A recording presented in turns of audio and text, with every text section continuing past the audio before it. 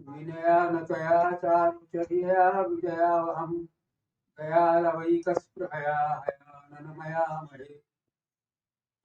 यह अत्यंत प्रसन्नता की बात है कि राजस्थान ग्रामोत्थान एवं संस्कृत अनुसंधान संस्थान के द्वारा त्रिदिवसीय नाट्य महोत्सव का आयोजन किया गया।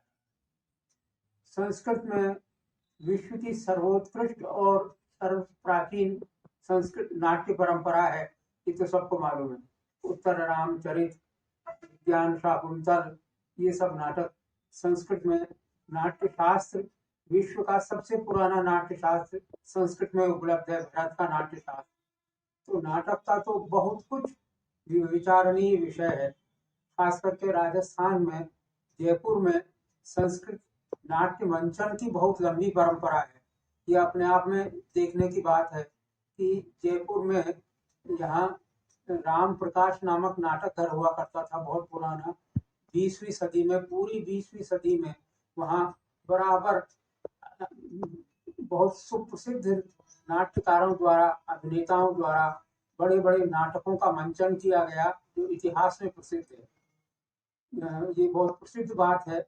महाराजा मानसिंह जो राज प्रमुख यहाँ रहे थे, वो जब उन्होंने राज्य संभाला उस समय जयपुर के संस्कृत कॉलेज के द्वारा बहुत सुंदर नाट्य प्रस्तुति की गई।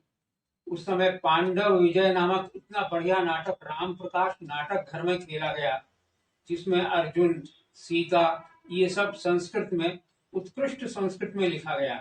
भट्ट मथुरानाथ शास्त्री ने कुछ गीतियां लिखी, उनको संगीत के साथ प्रस्तुत किया गया। और उस समय स्वयं महाराजा मानसिंह अनेक घंटों तक ये नाटक देखते रहे। प्रतिदिन इस नाटक की प्रस्तुति होती थी।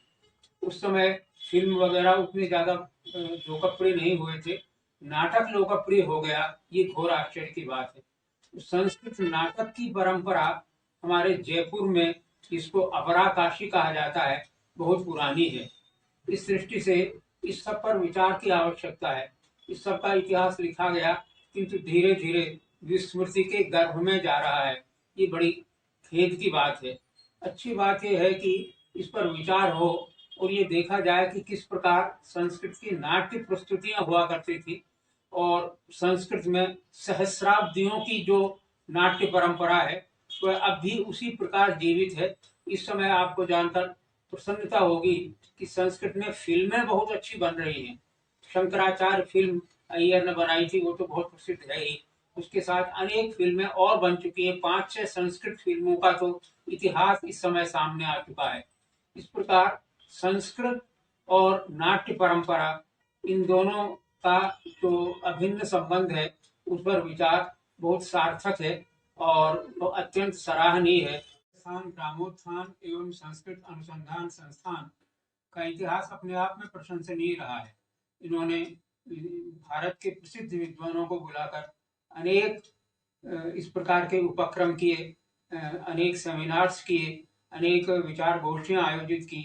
साहित्य मंदाकिनी नाम की पत्रिका नियमित रूप से निकल रही है और वह विशेष विषय विशेष को लेकर उसके विशेषांक निकलते हैं। अब की बार नाट्य पर ही विशेषांक निकला है साहित्य मंदाकिनी का, जिसमें संस्कृत नाटक परंपरा के विभिन्न आयामों पर दृष्टिपात किया गया है। यह भी स्वागत योग्य है। इस समय साहित्य मंदाकिनी के जिस अंक का लोकार्पण हुआ है, उस अंक के प्रति भी हमारी प्रशंसा एवं शुभकामनाएं सहर्ष प्रेषित हैं। इन सब आयोजनों के कर्णधार रहे हैं शंकरलाल शास्त्री जी। शंकरलाल शास्त्री जी का कृतित्व उतना सामने नहीं आया जितना आना चाहिए।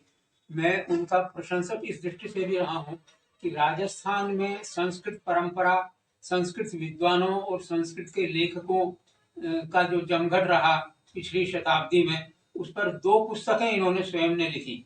एक पुस्तक का तो नाम है राजस्थान के संस्कृत कृतिकार, राजस्थान के संस्कृत कृतिकार, राजस्थान की संस्कृत संपदा, और दूसरी पुस्तक का नाम है राजस्थान की संस्कृत संपदा। दोनों पुस्तकों में राजस्थान के विद्वानों का बहुत सुंदर परिचय है, वह अन्यत्र नहीं मिलता। इस दृष्टि से इन्होंने राजस्थान और संस्कृत दोनों का जो अभिन्न संबंध रहा है उस पर बहुत अच्छा प्रशंसनीय काम किया है। इस दृष्टि से मैं उन्हें बहुत बहुत धन्यवाद और बधाई देना चाहूँगा कि ये काम बराबर होते रहना चाहिए। हमारी शुभकामनाएं इस प्रकार के सारे उपक्रमों में रहती हैं। अनेक धन्यवाद।